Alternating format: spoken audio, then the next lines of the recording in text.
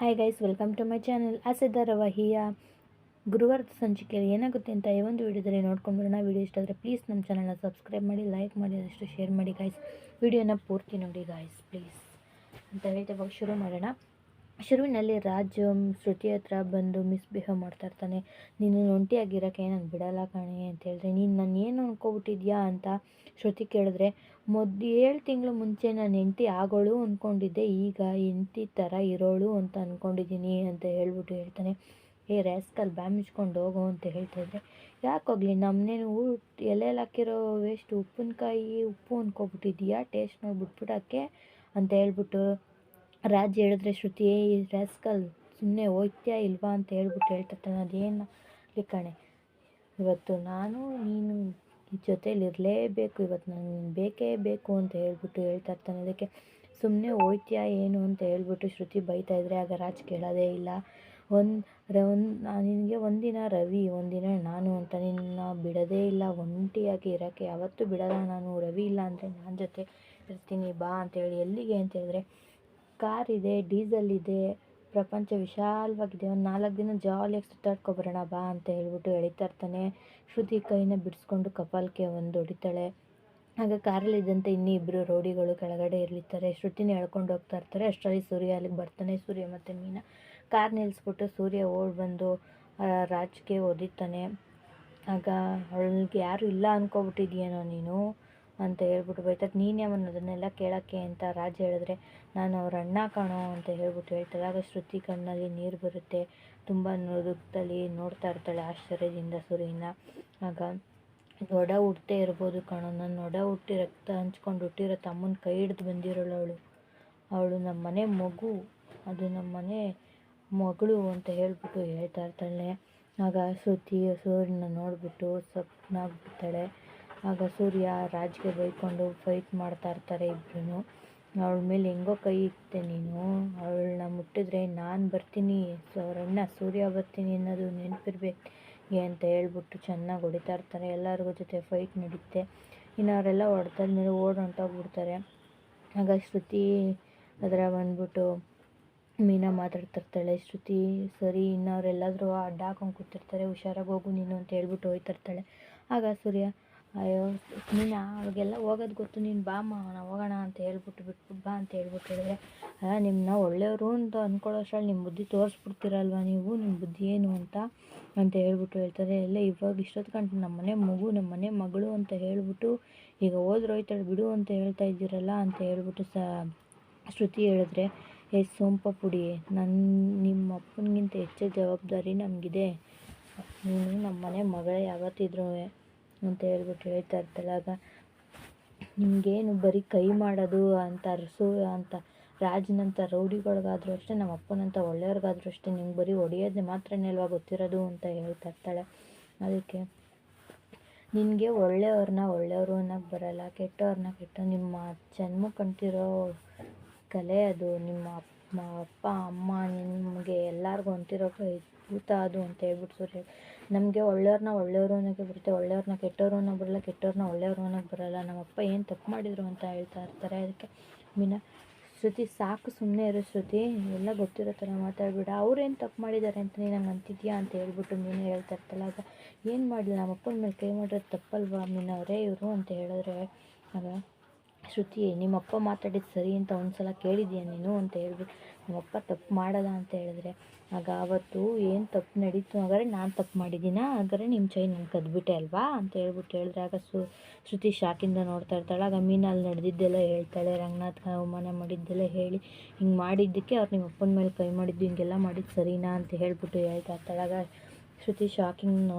ನೋಡ್ತಾ ಇರ್ತಾಳೆ. ಆಗ ಸೂರ್ಯ, ಮೀನಾ ಅವ್ರಿಗೆ ಎಷ್ಟು ಹೇಳಿದ್ರು ಅವ್ರಿಗೆ ಬುದ್ಧಿ ಬರಲ್ಲ, ಬಾ ನಾವು ಹೊರಡೋಣ ಅಂತ ಹೇಳ್ಬಿಟ್ಟು ಹೋಗ್ತಾ ಇರ್ತಾನೆ. ಹೋಗ್ಬೇಕಾದ್ರೆ ಸೂರ್ಯ ಸೊಂಪ ಪುಡಿ, ನಿನಗೊಂದು ಮಾತು ಹೇಳ್ತೀನಿ ನೆನ್ಪಿಟ್ಕೊ, ಇನ್ನು ಯಾವತ್ತಾದರೂ ಇವರು ನಿನಗೇನಾದ್ರು ತೊಂದರೆ ಕೊಡೋಕ್ಕಾದ್ರೆ ನಿನ್ನ ಹತ್ರ ನನ್ನ ನಂಬರ್ ಇರಬೇಕಲ್ಲ, ಒಂದೇ ಒಂದು ಫೋನ್ ಮಾಡು ಬರ್ತೀನಿ ಅಂತ ಹೇಳ್ಬಿಟ್ಟು ಹೇಳ್ತಾ ಇರ್ತಾನೆ. ನಿಮ್ಮ ಅಪ್ಪನಿಗಿಂತ ಹೆಚ್ಚು ಜವಾಬ್ದಾರಿ ನಮಗಿದೆ, ನಮ್ಮ ಮನೆ ಮಗಳು ಅಂತ ಸೂರ್ಯನಾಗಲ್ಲ ಬರೋದು, ನಿಮ್ಮ ಅಣ್ಣನಾಗಿ ಬರ್ತೀನಿ ನಾನು ಅಂತ ಹೇಳ್ಬಿಟ್ಟು ಹೇಳ್ತಾ ಇರ್ತಾನೆ.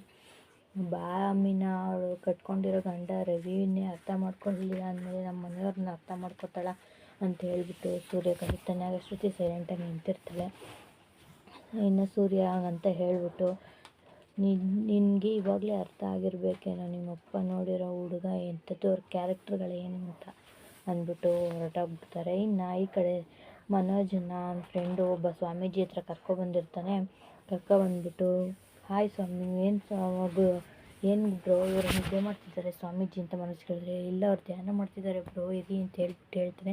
ಇನ್ನು ಸ್ವಾಮೀಜಿ ಕಂಡುಬಿಟ್ಟು ಹಾಯ್ ಅಂತ ಹೇಳ್ತಾನೆ ಮನೋಜ್. ಅದಕ್ಕೆ ನಮಸ್ಕಾರ ಮಾಡಬೇಕು ಅಂತ ಫ್ರೆಂಡ್ ಹೇಳಿದ್ರೆ, ಆಗ ನಮಸ್ಕಾರ ಸ್ವಾಮೀಜಿ ಅಂತ ಹೇಳ್ಬಿಟ್ಟು ಕೂತಿರ್ತಾರೆ. ಆಗ ಸ್ವಾಮೀಜಿ, ನಿನ್ನ ಹಣೆಯಲ್ಲಿ ಶಾರದಾ ತಾಂಡವಾಡ್ತಿದ್ದಾಳಾದರೆ ಲಕ್ಷ್ಮೀ ದೇವಿ ಮನೋರಥ ತಳೆದಾಳೆ ಅಲ್ವಾ ಅಂತ ಹೇಳ್ಬಿಟ್ಟು ಹೇಳ್ತಿರ್ತಾನೆ. ನೀನು ಗರಿಷ್ಠ ಆದರೆ ಮನೇಲಿ ಕನಿಷ್ಠ ಆಗಿದೆಯಾ, ನಿನಗೆ ದುಡ್ಡು ಕೆಲಸ ಯಾವುದು ಇಲ್ದಿರ ಅಲ್ಕೊಂಡು ನಿಂತಿದೀಯಾ, ನಿನಗೆ ಯಾವ್ದು ಆಗ್ಬರ್ತಿಲ್ಲ, ಇದು ನಿನ್ನ ಮಾತಿನಿಂದನೇ ನಿನ್ನ ಬುದ್ಧಿನೇ ಅಂತ ಹೇಳ್ಬಿಟ್ಟು ಹೇಳ್ತಿರ್ತಾರೆ. ಆಗ ಮನೋಜ್ ಶಾಕಿಂದ ನೋಡ್ತಾರೆ. ಇದಕ್ಕೆ ಪರಿಹಾರ ಏನು ಇಲ್ವಾ ಗುರು ಅಂತ ಕೇಳ್ತಾಯಿದ್ರೆ, ಆಗ ಇದಕ್ಕೊಂದು ಪರಿಹಾರ ನಾನು ಹೇಳ್ತೀನಿ ಅಂತ ಹೇಳ್ಬಿಟ್ಟು ಭಸ್ಮ ಹಿಡ್ಕೊಂಡು, ನೀನು ನಾನು ಹೇಳೋ ಜಾಗದಲ್ಲಿ ಒಂದು ದಿನ ಪೂರ್ತಿ ಭಿಕ್ಷೆ ಬೇಡಬೇಕು, ಒಂದು ತೊಟ್ಟು ನೀರು ಕುಡಿಬಾರ್ದು ಅಂತ ಹೇಳ್ಬಿಟ್ಟು ಹೇಳ್ತಾನೆ.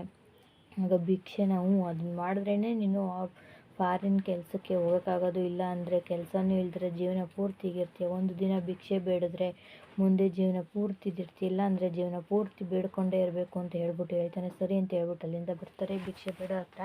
ಅಲ್ಲಿಗೆ ಬಂದ್ಬಿಟ್ಟು ಮನೋಜ್ ಅದನ್ನೆಲ್ಲ ನೋಡ್ಬಿಟ್ಟು, ಬ್ರೋ ನಾನು ಇಲ್ಲಿ ಬೇಡಬೇಕಾ ಅಂತೇಳಿ, ಹ್ಞೂ ಬ್ರೋ ಮಾಡಬೇಕು, ಕೆನಡಾಗೆ ಹೋಗ್ಬೇಕು ಆಸೆ ಇಲ್ವಾ ನಿಮಗೆ ಅಂತ ಹೇಳ್ತೀನಿ. ಹ್ಞೂ ಬ್ರೋ ಅಂತ, ಸರಿ ಆಯಿತು ಬಿಡಿ ಅಂತ ಹೇಳ್ಬಿಟ್ಟು ಹೋಗ್ತಿರ್ತೇನೆ. ಹಿಂಗೆ ಕೂತ್ಕೊಂಡು ಬೇಡ್ತೀರಾ ಅಂತ ಹೇಳಿದ್ರೆ, ಹ್ಞೂ ಬ್ರೋ ಇನ್ನೇನಿಗೆ ಅಂತ ಹೇಳಿದ್ರೆ, ನಾನು ಅದಕ್ಕೊಂದು ವ್ಯವಸ್ಥೆ ಮಾಡ್ತೀನಿ ಬನ್ನಿ ಬ್ರೋ, ನನಗಾದರೆ ಬೇಡಕ್ಕೆ ಬರಲ್ವಲ್ಲ ಬ್ರೋ, ಟ್ರೈನಿಂಗ್ ಏನು ಇಲ್ವಲ್ಲ ಅಂತ ಹೇಳಿದ್ರೆ, ಇದಕ್ಕೂ ಟ್ರೈನಿಂಗ್ ಬೇಕಾ ಬ್ರೋ, ಒಂದು 5 ನಿಮಿಷ ನೋಡಿ ಬ್ರೋ ಗೊತ್ತಾಗುತ್ತೆ ಅಂತ ಹೇಳ್ತಾನೆ. ಆಗ ಹೆಂಗೆ ಬೇಡೋದು ಬ್ರೋ, ನಿಮ್ಮ ಮನೇಲಿ ಬೇಡಲ್ವಾ ಬ್ರೋ ಅಂತ ಹೇಳಿದ್ರೆ, ಇಲ್ಲ ಬ್ರೋ ಮನೆ ಮತ್ತು ನಿಮ್ಮ ಖರ್ಚಿಗೆ ಯಾರು ಕೊಡ್ತಾರೆ, ನಮ್ಮ ಮನೇಲಿ ಕೊಡ್ತಾರಲ್ಲ ಅಂತ ಹೇಳಿದ್ರೆ, ಹಾಗಾದ್ರೆ ಅವರದೇ ಬೇಡಲ್ವಾ, ನೀವು ಮನುಜ ತಗೊಳಪ್ಪ ಅಂತ ಅವರೇ ತಂದು ಕೊಡ್ತಾರಾ ಅಂತ ಕೇಳ್ತಾನೆ. ಅದಕ್ಕೆ ಇಲ್ಲ ಬ್ರೋ ನಾನೇ ಕೇಳ್ತೀನಿ ಅಂತ ಹೇಳ್ತಾನೆ. ಅದೇ ಬ್ರೋ ಅಲ್ಲಿ ಕೇಳೋದನ್ನ ಇಲ್ಲಿಂದ ಬಂದು ಕುತ್ಕೊಂಡು ಕೇಳಿ ಅಂತ ಹೇಳ್ಬಿಟ್ಟು ಮನೋಜನ ಫ್ರೆಂಡು ಹೇಳ್ತಾನೆ. ಅದಕ್ಕೆ ಸರಿ ಬ್ರೋ ಆಯಿತು ಬೇಡ್ತೀನಿ ಬಿಡಿ ಅಂತ ಹೇಳ್ಬಿಟ್ಟು ಹೇಳ್ತಾನೆ. ಸರಿ ಬನ್ನಿ ಬ್ರೋ ನಿಮ್ಮ ವ್ಯವಸ್ಥೆ ಮಾಡೋಣ, ನಿಮ್ಮ ಭಿಕ್ಷುಕರ ಥರ ಈ ಥರ ಬೇಡಿದ್ರೆ ಯಾರು ಇದು ಮಾಡಲ್ಲ ಅಂತ ಹೇಳ್ಬಿಟ್ಟು ಕರ್ಕೊಂಡೋಗಿ ಬೆರಕಲು ಬಟ್ಟೆ ಹಾಕ್ಸಿ ಮಸಿ ಎಲ್ಲ ಬಳ್ದು ಕರ್ಕೊಂಡು ಹೇಳ್ತಾನೆ. ಬ್ರೋ ಬಟ್ಟೆ ಎಲ್ಲ ಓಕೆ ಆದರೆ ಈ ಸ್ಮೆಲ್ ಏನಕ್ಕೆ ಬ್ರೋ, ನಿಮ್ಮ ಮೇಲೆ ನಿಮಗೆ ಜಿಗುಪ್ಸೆ ಬರಬೇಕು ಬ್ರೋ, ಆವಾಗಲೇ ಆ್ಯಕ್ಟಲ್ಲಿ ಮುಂದೂಟಿಗೆ ನೀವು ಅಂತ ಹೇಳ್ಬಿಟ್ಟು ಕರ್ಕೊಬಂದು ಕೂರಿಸ್ತಾನೆ. ಬ್ರೋ ನಿಮ್ಮ ಬಟ್ಟೆ ನನ್ನ ಹತ್ರನೇ ಇರುತ್ತೆ, ಕೆಲಸ ಎಲ್ಲ ಮುಗಿದ್ಮೇಲೆ ಫೋನ್ ಮಾಡಿ ಬಂದು ಕೊಡ್ತೀನಿ ಅಂತ ಹೇಳ್ಬಿಟ್ಟು ಹೇಳ್ತೀನಿ. ಸರಿ ಯಾಕಂದರೆ ನೀವು ಮಧ್ಯದಲ್ಲಿ ಎದ್ದು ಹೊರಟೋಗ್ಬಾರ್ದು ಅಲ್ಲ ಅದಕ್ಕೆ ಅಂತ ಹೇಳ್ತಾರೆ. ಆದರೂ ಬ್ರೋ ಇವತ್ತು ನಿಮ್ಮಿಂದನೇ ನನ್ನ ಜೀವನ ಬದಲಾಗ್ತಾ ಇದೆ ಅಂತ ಹೇಳ್ಬಿಟ್ಟು ಮನೋಜ್ ಅವಾಗಲ್ಲಿ ಕುತ್ಕೊತಾನೆ ಭಿಕ್ಷುಕರ ಹತ್ರ.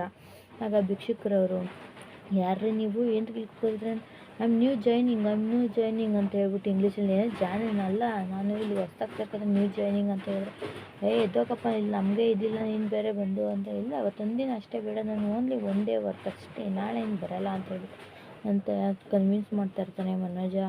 ಸರಿ ಇವತ್ತೊಂದೇ ದಿನ ತಾನೇ ಮೇಲೆ ಬರಬಾರ್ದು ಅಂತ ಹೇಳ್ಬಿಟ್ಟು ಮಾತಾಡ್ತಾ ಇರ್ತಾರೆ. ಸರಿ ಇವತ್ತೊಂದೇ ದಿನ ಅಂತ ಹೇಳ್ಬಿಟ್ಟು ಸುಮ್ಮನೆ ಹಿಂಗೆ ಇಟ್ಕೊಂಡು ಕೂತಿರ್ತಾನೆ. ಬೇಡ್ರಿ ನಮ್ಮ ಕೆಲಸಕ್ಕೆ ಯಾಕೆ ಹಿಂಗೆ ಮಸಿ ಬೆಳೀತಿದ್ದೀರಾ ನೀವು ಅಂತ ಹೇಳ್ಬಿಟ್ಟು ಭಿಕ್ಷುಕರು ಹೇಳಿದ್ರೆ, ಆಯಿತು ಅಂದ್ಬಿಟ್ಟು ಅಮ್ಮ ತಾಯಿ ಅಂತ ಮನೋಜನ ಬಿಡ್ತಾ ಇರ್ತಾನೆ. ಭಿಕ್ಷೆಗಳು ಹಾಕ್ತಾ ಇರ್ತಾರೆ.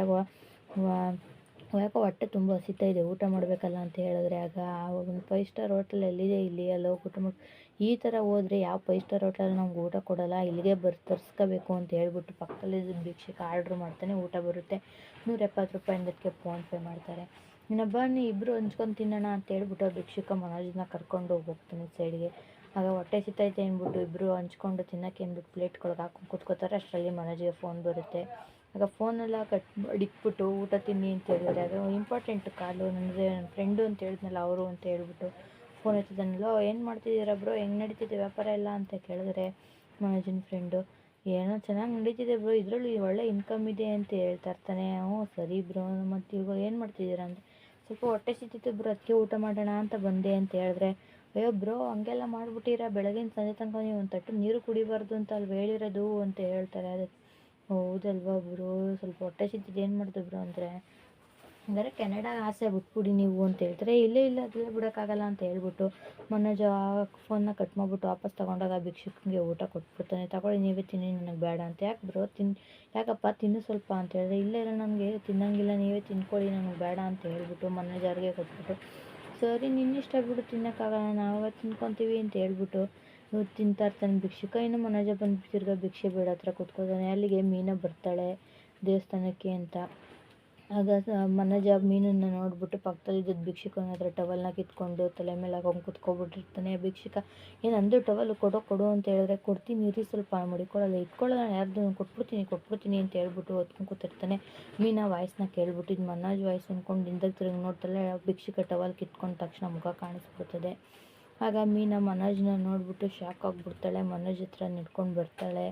ಅಷ್ಟರಲ್ಲಿ ಸೂರ್ಯನಿಗೆ ಮತ್ತೆ ಮೀನಾ ಫೋನ್ ಮಾಡಿಬಿಟ್ಟು, ರೀ ನಾವು ಹರಕೆ ತೀರ್ಸೋಕ್ಕೆ ಅಂತ ಒಂದು ದೇವಸ್ಥಾನಕ್ಕೆ ಬಂದಿದ್ವಲ್ಲ ಹೋದ ತಿಂಗಳು, ಆ ದೇವಸ್ಥಾನದ ಹತ್ರ ಬನ್ನಿ ಅಂತ ಕರೀತಾಳೆ. ಯಾಕಮ್ಮ ಮೀನಾ ಇವಾಗ ನಾನು ಬರಲ್ಲ, ಹೋಗಮ್ಮ ದೇವಸ್ಥಾನಕ್ಕೆ ಬರ್ಬೋದಾದ್ರೆ ಹೊತ್ಕೊಂಡೆಲ್ಲ ಹೋಗೋಕ್ಕಾಗಲ್ಲ ನಿನ್ಗೆ ಹರಕೆ ತೀರ್ಸೋಕ್ಕೆ ಅಂತ ಸೂರ್ಯ ಹೇಳಿದ್ರೆ, ಅದಕ್ಕಲ್ಲ ರೀ ಅಂತ ಹೇಳಿದ್ರೆ, ಇನ್ನೇನ್ಕಮ್ಮ ಇಲ್ಲಿ ಬಂದು ನಿಮ್ಮ ಅಣ್ಣನ ನೋಡಿ ಅಂತ ಹೇಳಿದ್ರೆ, ಅವನ್ನೇನೇ ನೋಡೋದು, ಅವ್ನು ಅಲ್ಲೇ ಇರ್ತಾನೆ ಪಾರ್ಕಲ್ಲಿ ಇರ್ತಾನೆ ಅಂತ ಸೂರ್ಯ ಹೇಳ್ತಾನೆ. ಪಾರ್ಕರಲ್ಲಾರೆ ನಿಮ್ಮ ಅಣ್ಣ ಇಲ್ಲಿ ಬಂದು ಭಿಕ್ಷೆ ಬಿಡ್ತಿದ್ದಾರೆ ಅಂತ ಮೀನಾ ಹೇಳ್ತಾಳೆ. ಏನು ಅಂತ ಹೇಳ್ಬಿಟ್ಟು ಸೂರ್ಯ ಶಾಕಿಂದ ಅಲ್ಲಿಂದ ಹೊರಟು ಮನೋಜ್ ಇರೋ ಹತ್ರ ಬರ್ತಾನೆ. ಇಲ್ಲಿಗೆ ಇವತ್ತಿನ ಸಂಚಿಕೆ ಮುಕ್ತಾಯ ಆಗುತ್ತೆ ಗೈಸ್. ಮತ್ತೆ ಮುಂದಿನ ವೀಡಿಯೋದಲ್ಲಿ ಸಿಗೋಣ. ವೀಡಿಯೋ ಇಷ್ಟ ಆದರೆ ಪ್ಲೀಸ್ ಸಬ್ಸ್ಕ್ರೈಬ್ ಮಾಡಿ, ಲೈಕ್ ಮಾಡಿದಷ್ಟು ಶೇರ್ ಮಾಡಿ ಗೈಸ್. ನಿಮ್ಗೆ ಯಾವ ಸೀರಿಯಲ್ ಬೇಕಾ ಸೀರಿಯಲ್ ಕಮೆಂಟ್ ಮಾಡಿ ಗೈಸ್, ಅದನ್ನೇ ಮಾಡೋಕ್ಕೆ ಟ್ರೈ ಮಾಡ್ತೀನಿ. ಪ್ಲೀಸ್ ನಮ್ಮ ಚಾನಲ್ನ ಸಪೋರ್ಟ್ ಮಾಡಿ ಗೈಸ್. ಪ್ಲೀಸ್ ನಿಮ್ಮ ಸಪೋರ್ಟು ನನಗೆ ತುಂಬ ಮುಖ್ಯ. Thank you for watching.